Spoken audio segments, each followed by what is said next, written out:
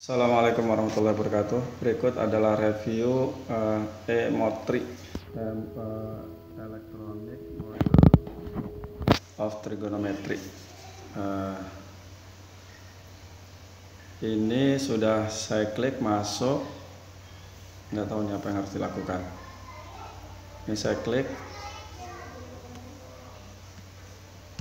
mungkin diklik yang buku ini ya, tapi nggak bisa jalan ini.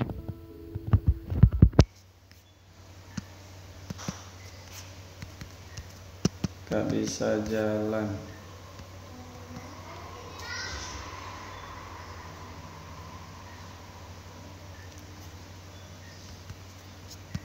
Tes. Kenapa nggak bisa jalan ini?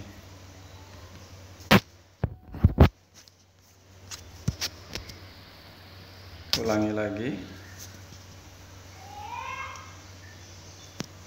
Oke. Nah, ini jalan sendiri ya.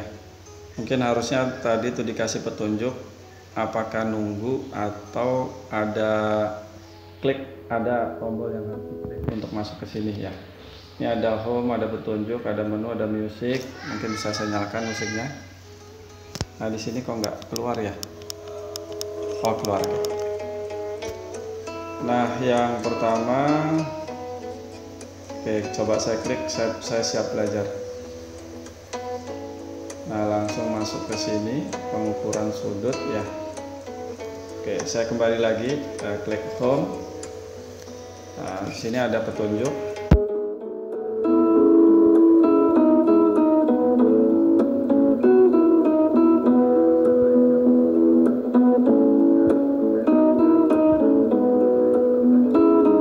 Seterusnya ya. Saya klik lagi. Kemudian saya klik menu. Ada deskripsi. Oke.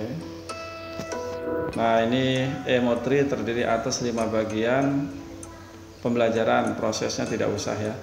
Sesuai dengan subkompetensinya, yaitu dalam kegiatan belajar 1. Nah, harusnya satu kegiatan belajar 1, nanti apa yang dibahas gitu ya. Jadi dalamnya dibuang. Misalnya bagian 1 nih, kegiatan belajar 1.2, pada bagian ini dibahas pengertian pengukuran sudut dan sistem pengukuran sudut, seperti itu ya. Yang kedua, kegiatan belajar 2, pada bagian ini dibahas perbandingan trigonometri dan seterusnya. Jadi supaya kalimatnya ada subjek, dalamnya dibuang ya. Oke, ini kalau saya klik back, larinya ke deskripsi. Tadi ada kompetensi. Oke, saya balik lagi ke home aja. Jadi di dalam petunjuk itu dijelaskan home itu apa, petunjuk itu apa, menu itu apa isinya gitu ya. Coba saya klik lagi menu. Tadi ada kompetensi.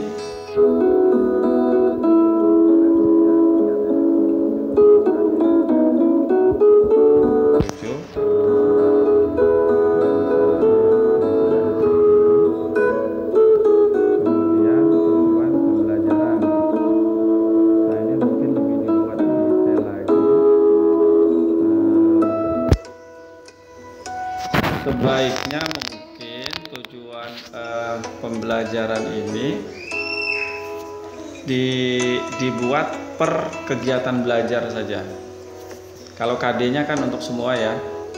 Nah, sebaiknya tujuan pembelajaran ini dibuat per KD. KD 1 tuh apa saja?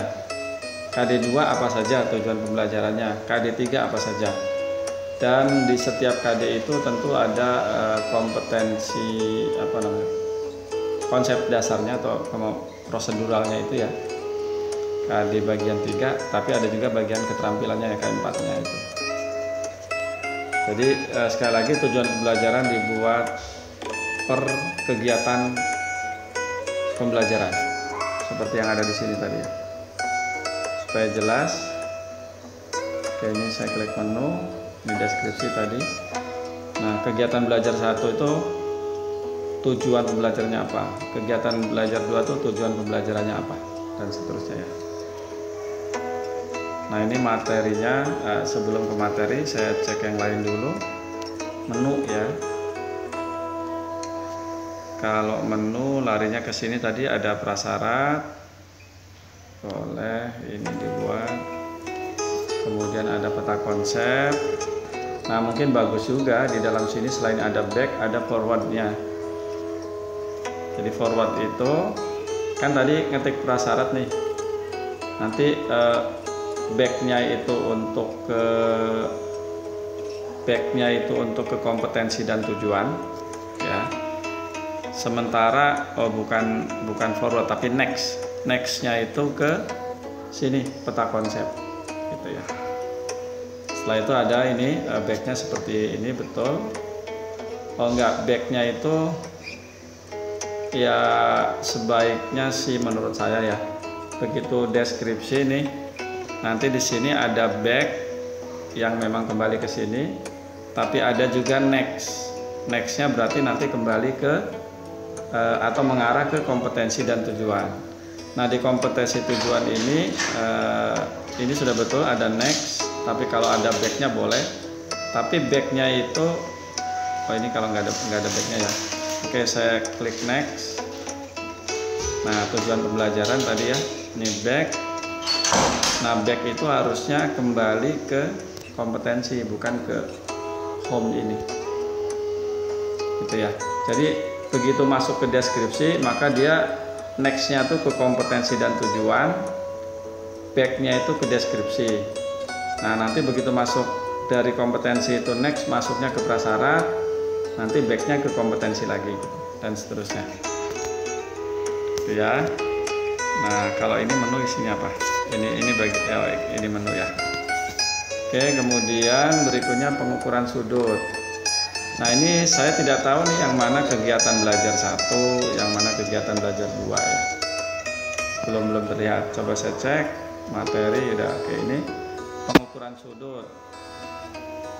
Nah, ada pengertian. Sebetulnya sudut itu nggak usah didefinisikan, tapi dikasih tahu aja ukuran yang dibentuk oleh 2 buah garis yang berpotongan itu apa gitu ya. Nah kemudian sudut itu diukurnya berlawanan arah dengan jarum jam, itu positif, itu sudah betul. Kemudian sistem pengukuran. Sistem pengukuran ini sebetulnya bukan sistem pengukuran sekali ya. Satuan aja sih sebetulnya, satuan sudut. Satuan sudut itu ada yang derajat, ada yang radian gitu ya. Nah ini seksagesimal ini dalam bentuk derajat, tapi nanti ada menit dan detik gitu ya. Nah ini tiba-tiba ada ran, padahal tentang rannya belum dibahas. Jadi sebaiknya di sini cukup dibahas tentang satuan derajat itu aja gitu ya. Nah kemudian ini back, kemana arahnya? Ke sini lagi ya. Oke, saya ke seksagesimal. Kalau next, oke, ini ada itu ya. Oke lah, ini oke. Kemudian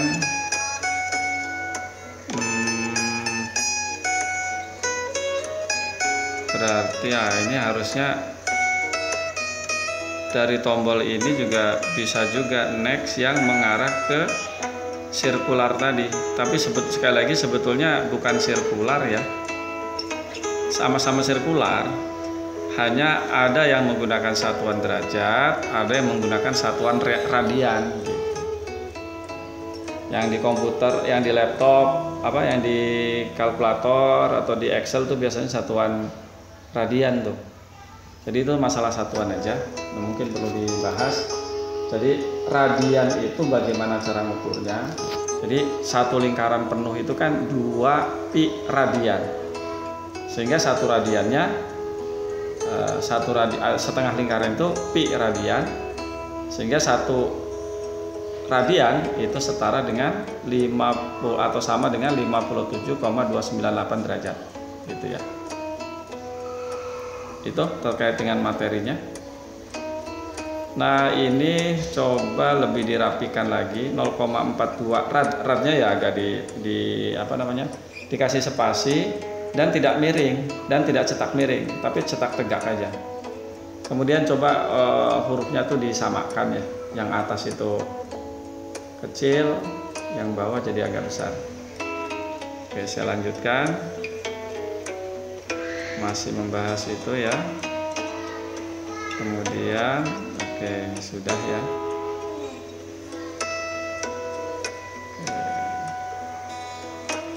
Jadi ingat, notasi itu sebaiknya cetak miring atau italik istilahnya. Oke. Kemudian ini saya tidak tahu ini menggunakan equation atau enggak ya. Intinya coba dirapikanlah tulisannya ya, supaya seimbang antara tulisan biasa dengan notasi matematika. Oke, kemudian tes formatif. Oke. Nah, tes formatif ini sebaiknya dibuat pilihan ganda, multiple choice atau isian singkat, yang ketika menjawab dia langsung tahu hasilnya. Kan ini modul ya untuk belajar. Kalau seperti ini nggak tahu bagaimana dia betul atau nggak jawabannya. Itu ya. Nah ini tidak ada next, nggak ada back, berarti harus ke home ya. Oke. Oh bukan ke home, harusnya ke materi tadi ya. Oke, lanjut lagi materi ya. Setelah itu perbandingan. Nah ini juga terkait dengan tulisan ya, coba dirapikan. Sebaiknya dijelaskan tentang kesebangunan. Misalnya ini mungkin gambarnya perlu agak diperbesar ya, diperjelas gitu ya. Minimal garisnya tuh warna hitam lah, supaya tidak sama dengan backgroundnya. Jadi misalnya perbandingan antara, ini antara apa nih, nggak begitu jelas. A, B, C, D, E, berarti yang bawah ini E ya. Ada garis DE itu ya, itu tidak ada hurufnya. Jadi misalnya berdasarkan perbandingan, berdasarkan kesebangunan, misalnya EB banding AB itu sama dengan DE banding CB gitu ya. Begitupun yang nanti mengarahkannya ke sinus kosinus tangan itu. Nah ini sudah ada di sini ya, sudut ACB ini tidak ada nextnya. Oke, ini tentang kesebangunannya ya. Oke baik, ini pengantar, mungkin coba ke berikutnya. Nah mengarah ke sini ya, untuk mengarah ke sini sebaiknya dimulai dari sini tadi. Coba perhatikan misalnya berdasarkan kesebangunan EB banding DB sama dengan AB banding CB. Kalau perlu bisa dibuat 3 ya, ada 3 garis yang sejajar. Nah karena perbandingannya itu tetap, maka itu kemudian dikasih nama sinus gitu ya, kalau mau seperti itu. Begitupun nanti kosinus yang barusan tadi ya. Begitupun DE banding DB akan sama dengan CA banding CB ya. Karena nilainya tetap, itu dikasih nama sinus alfa. Dikasih nih sudutnya nih, sudut B nya itu. Mau alfa boleh gitu. Sebaiknya sih pakai sudut aja, alfa misalnya. Sehingga ini dengan ini bisa disatukan pembahasannya gitu ya. Lanjut. Nah ini sebelum ke kuadran, sebaiknya dari sini kenalkan dengan sudut istimewa ya, sudut istimewa. Kemudian cara menghitung yang tadi itu, cara menghitung sinus, kosinus dan tangen gitu ya, di sudut 0 sampai 90 derajat. Setelah itu barulah berlanjut ke sudut rangkap. Maksudnya sudut lancip, bukan sudut rangkap, gitu ya. Nah, ini saya klik sini. Kuadran ini, nah di sini belum dikenal kuadran sebetulnya. Coba saya cek lagi di sini.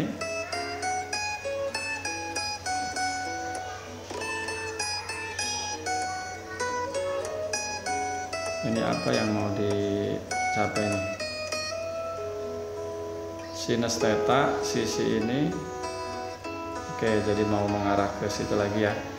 Kalau mau membahas ini kuadran, maka harus dibahas dulu trigonometri yang dibentuk dari lingkaran satuan. Ya, kalau ini kan dibentuk dari segitiga siku-siku nih. Kan ada juga yang dibentuk dari lingkaran satuan. Nah, kalau di sini sudut, kalau lingkaran satuan itu bilangan real, tapi ada relasinya gitu ya. Nah, kemudian gambar segitiga ini juga ini kelihatan sama kaki tuh, dibuatlah yang rada sisinya itu panjangnya terlihat beda gitu ya. Jadi sekali lagi, sebelum ke sini bahas dulu tentang segitiga trigonometri yang dibangun oleh lingkaran satuan. Nah, kalau ini sinus theta kosekan. Nah, ini kan mau cari hubungan sinus theta dengan kosekan, oke ya.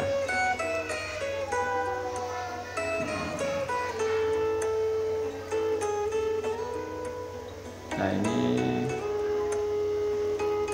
ini tinggal tulisannya dirapikan ya, per-pernya itu. Oke, perbandingan trigonometri. Ini kelihatannya materinya sangat banyak ya.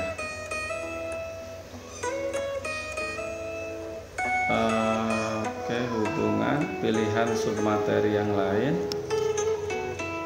Next ke perbandingan trigonometri ya.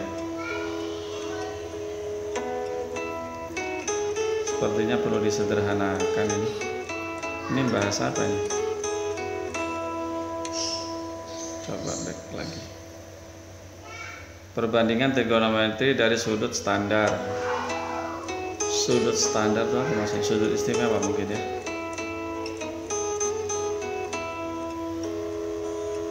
Oke, ini ke sini.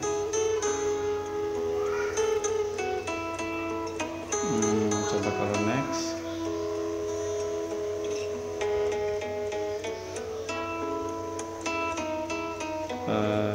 Nggak paham nih. Sinus theta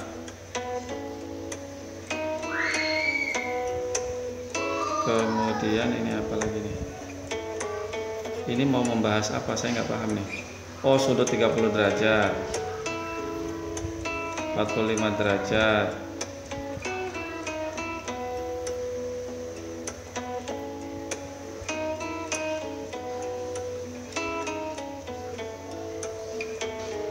Oke, ini udah ya. Next.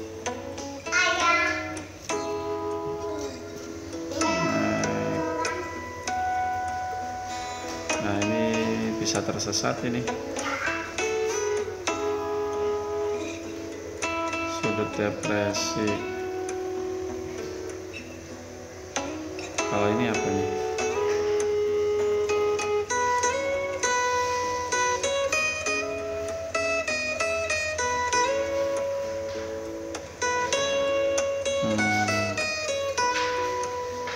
Agak bingung juga nih. Oke, saya ke home lagi, ke home deh. Saya matikan musiknya. Menu, ke materi. Tadi udah ke perbandingan trigonometri. Ini.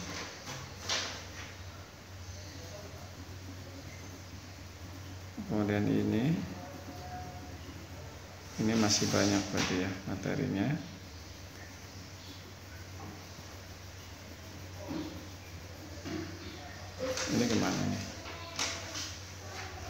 Oke.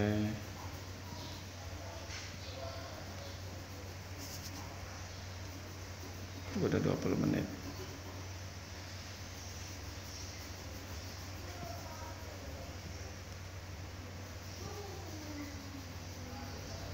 Oke, pengenalan konsep perbandingan.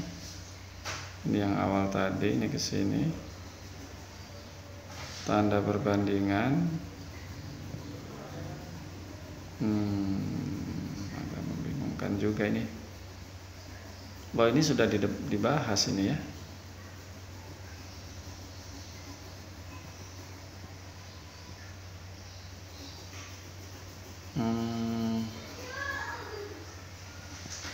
Oke, ini materinya perlu disusun dulu kayaknya.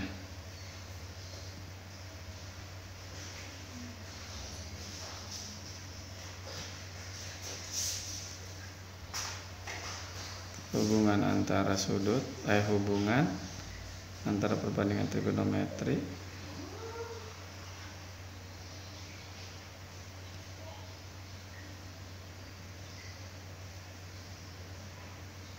Oh, ini sih nggak perlu sedetail ini kayaknya. Kemudian pilihan submateri.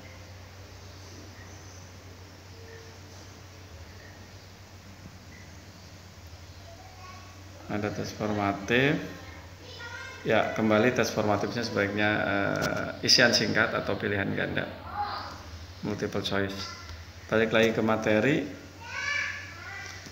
Ya, itu tadi ya, sebaiknya materi ini diubah dalam bentuk kegiatan belajar. Kegiatan belajar 1 membahas apa aja, kegiatan belajar 2 membahas apa aja. Ini tadi baru perbandingan. Ini kayaknya terlalu luas juga ini ya. Identitas mungkin perlu diringkas lah ini. Materinya perlu lebih disederhanakan lagi.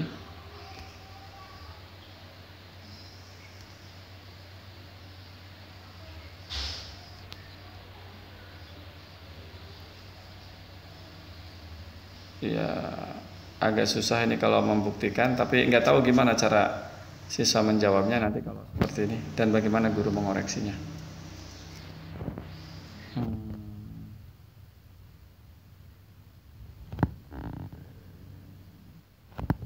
Ini fungsi aturan sinus.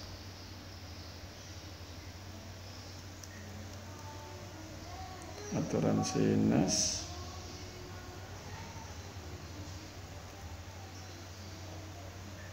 Ya, penurunan rumusnya ya.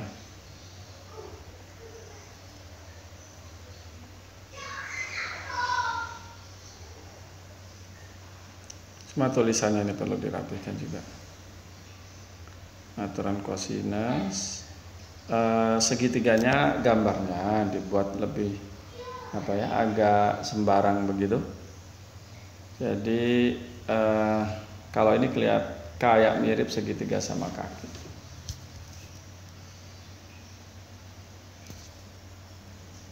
Oke.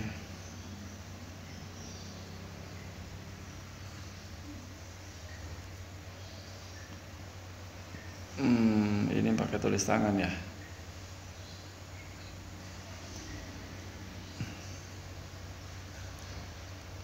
Oke, ini contoh soal.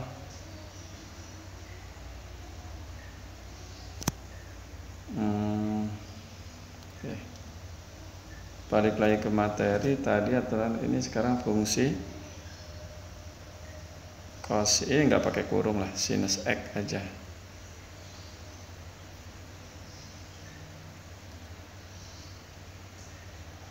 Nah, harus dikasih tahu tuh x-nya itu sudut atau apa.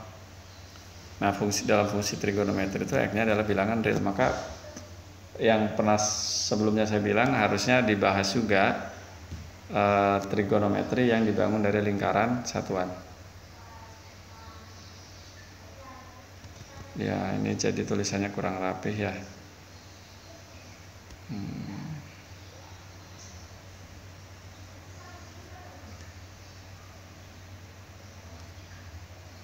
Oke.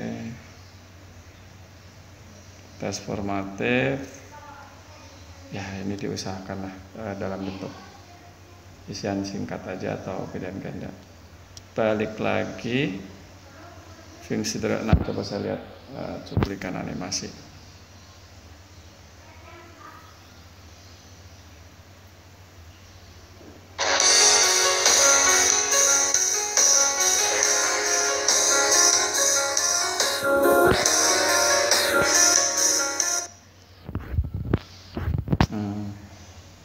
Oh, kalau digeser begitu. Materi.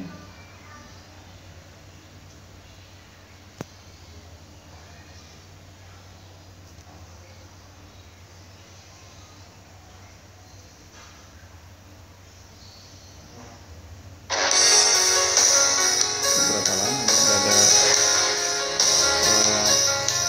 yang menunjukkan waktu.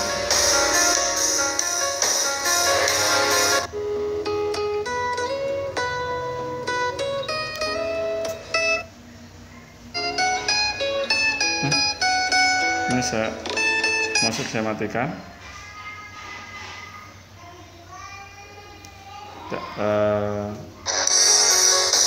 Ini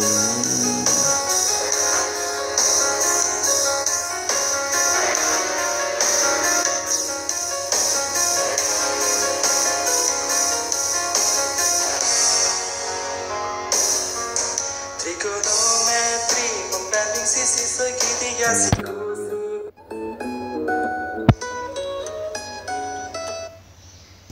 Kalau saya mau selesai gimana nih?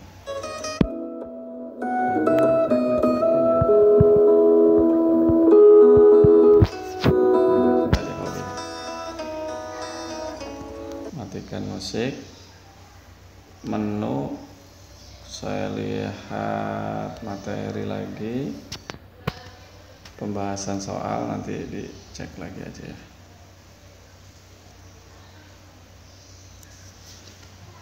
Oh, ini mengarah ke Google Doc. Ya. Add file. Ini kira-kira kalau anak SMA bisa nggak ini ya? Filenya dalam bentuk apa nih?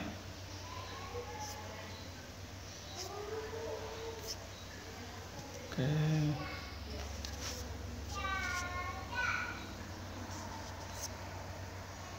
Ini sudah. Oke. Balik lagi ke sini. Coba kuisnya. Selamat mengerjakan kuis. Oke, bergerak. Suatu sudut yang bertandaan positif apabila 1. Bergerak searah dengan jarum jam, 2. Nilai theta lebih dari, nah, misalnya saya jawab salah nih, bergerak searah jarum jam. Oke.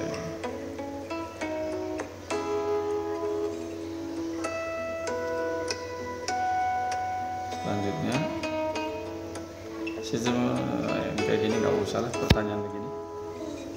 Sistem pengumpulan dan detek menurut pengertian dari sirkular. Kalau saya jawab benar, ya salah ya.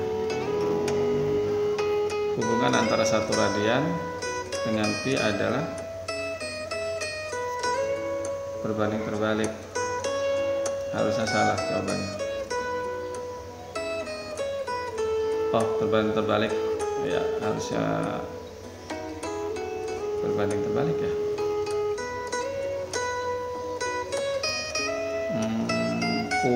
Kuisnya lebih baik, kuisnya sebaiknya dijadikan tes formatif saja, jadi ada pada tiap kegiatan belajar. Rumus untuk mengkonversi, oke lah, saya ini bentar dulu, ayah lagi kerja dulu.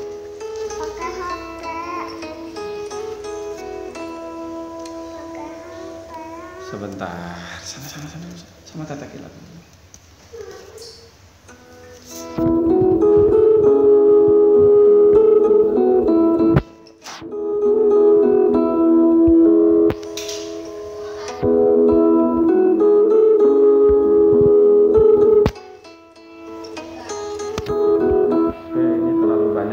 jadi sebaiknya per kegiatan belajar aja ya.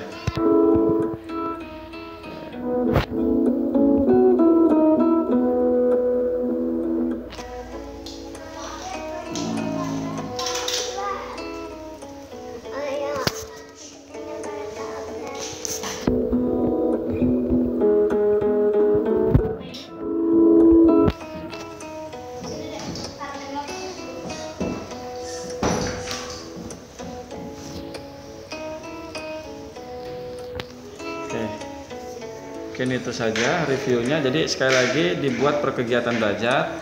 Tiap kegiatan belajar ada kuis.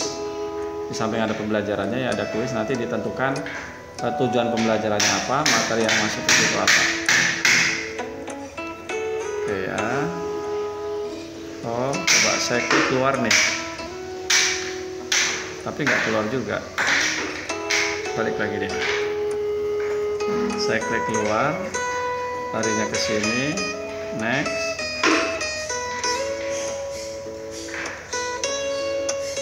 Ini untuk siapa nih?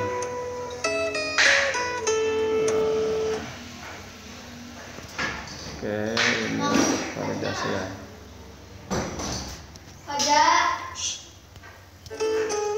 Oke, ini nggak usah saya lihat ya.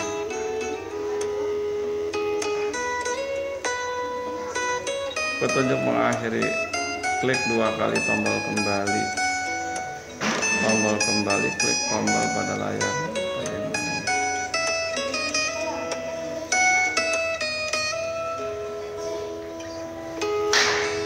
Sini nggak keluar, berarti balik lagi. Kalau klik keluar harusnya langsung keluar. Ini saya pakai tombol back nih yang ada di tablet. Oke, itu saja reviewnya.